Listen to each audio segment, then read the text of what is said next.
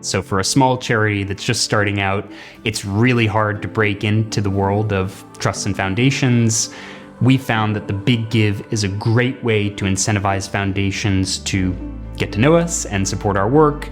And then that unlocks other trusts and foundations because they really like to see that their peer organizations are supporting a charity before they get involved. So it's been a great way of connecting the dots in that way. Particularly as a smaller charity, I think it's really important to reach as many people as possible, particularly new supporters who don't know about us, but to really reassure our current supporters as well what we're doing, that we're working with big brands or big companies, and they can watch the fundraising tick along and increase during that fundraising week.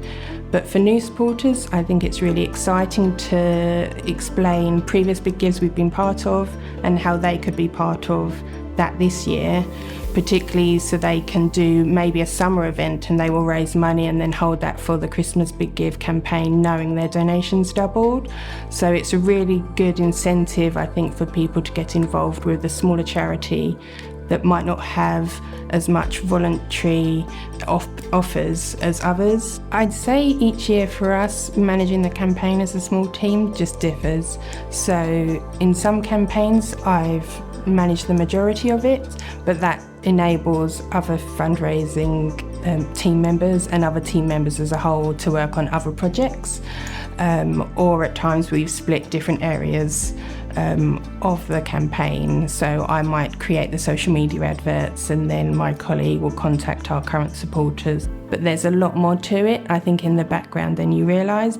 But there is the really positive payoff from that hard work. When we were talking as a team whether we should do the Big Give campaign again, because there is a significant resource requirement, and at this time I think most small charities are more stretched than they've ever been before, we discussed it and we couldn't find anything that would fill that gap that the Big Give provides us with. So having that unrestricted funding, that opportunity for us to ask people to support us without being held to a hugely detailed account about exactly how we spend it. There's a recognition that charities' needs can change, which isn't always reflected in other funding.